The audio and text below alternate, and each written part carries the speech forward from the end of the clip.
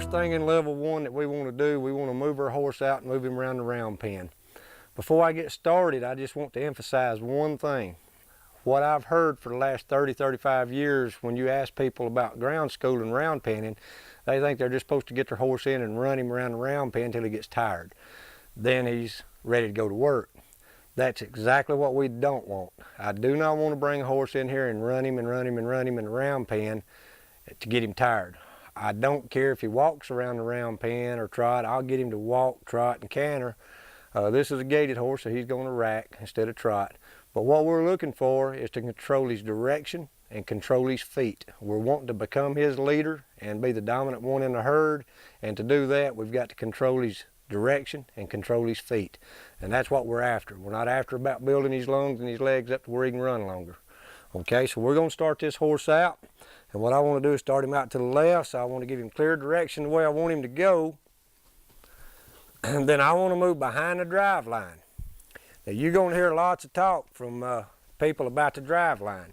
The drive line is going to be about where his girt line is, to where the girt, if you had the saddle on, right behind his front shoulder. I want to walk with him the direction he's going to drive him forward to push him around the round pen.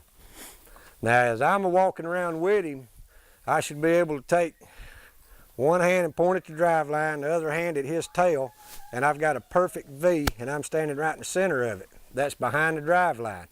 If I step in front of the drive line, I'm going to shut him down and he's going to turn in on me. So what I want to do is just move him around, and I want to do it. He's a racking and going around now instead of trotting. I want to bring him down to a walk. To bring him down to a walk, I kind of have to get in front of the drive line and then step back as soon as he goes to walking lane. That's what I want. Now I want to pick him back up to a rack. Now I want to pick him up to a canter. He picks up the canter, and as I release my body energy, he should start slowing back down. He's going to start reading my body. He slowed back down to a rack. Now I'm going to slow him back down to a walk. So I release all my body energy, and when he comes back down to a walk,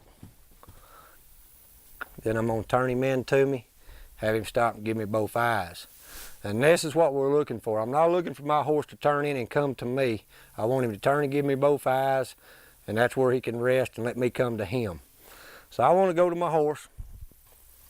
I want to reward him for stopping, turning into me, giving me both eyes, and I want to let him rest. That's the only reward he needs for complying with what I've asked and reading my body and doing what I asked him to do.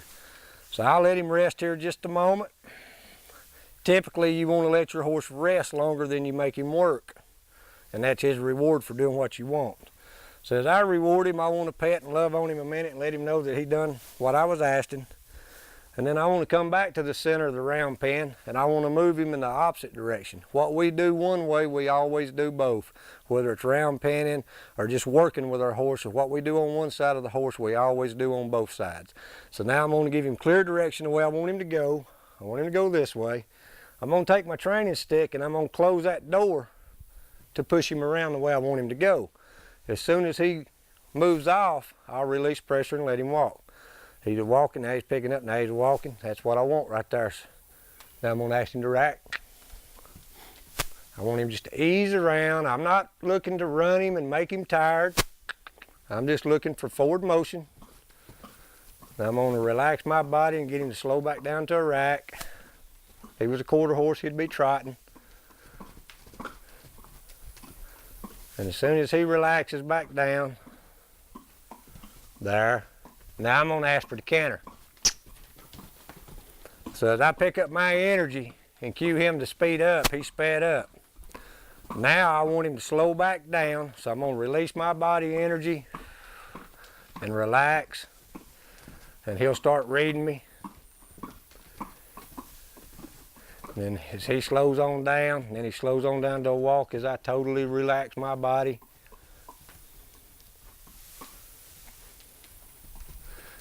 Now if he keeps it going and don't read me like he should, I'm going to step in front of the drive line to slow him down, and as soon as he slows down, I'll come back behind the drive line and then I'll shut him down.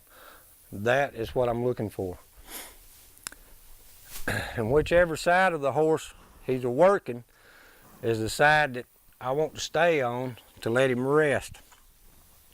So if I'm running him counterclockwise, I want to be on that side. If I'm running him clockwise, I want to be on that side. That's the side I want him to rest on. That is our first thing we do in level 1. Our next step in this level is to disengage his hindquarters. What I want to see now, we done got him giving his both eyes and turning into us. Now we've got him moving his shoulders first and moving away from us and coming around. Now I want to ask him to move his back end first and move it away from us.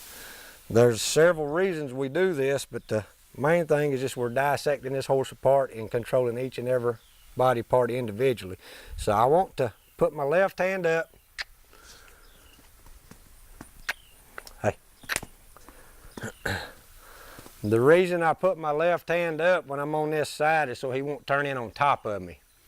And as you can see, as I come up and do it again, I'm standing here, and if I don't put my hand up and just ask him to disengage, he could lead in with his shoulder and he could knock you down, run over the top of you or whatever. So for safety, you always want to block him to where he can't run over the top of you. So that's for safety. Then when he does what I asked, I reward that. As long as I'm standing up square, he's to stand still, let me walk around him, do anything I need to do. Well, again, what we do on one side, we have to do on the other. So we'll come around to the other side. As long as I'm standing up square, he's to stand still, not to move. He's watching me. He's starting to anticipate a little. This horse knows what's going on. So I'm going to come on in here and cue him. He disengaged his hindquarters and backed away from me, not on top of me. That's exactly what you're looking for. Now we'll show you here in a few minutes a horse that doesn't know this and show you that they're not going to do it every time to start with, but you just got to keep working at it. And you don't do it by abusing one. We'll show you the simplest ways to do it to get your horse to understand. We'll reward that he done it, so I want to reward him doing what I asked. Now I want to do it one more time. And all I'm doing is leaning toward his back end and getting him to walk away from me. I don't want him to walk away from me as long as I'm standing up square. If I'm standing up square, I want him to stand still. If he goes to moving, which they will sometimes, I don't get after him, I don't get upset. I just come back in here to him again, whoa, and I'll ask him to stand still again.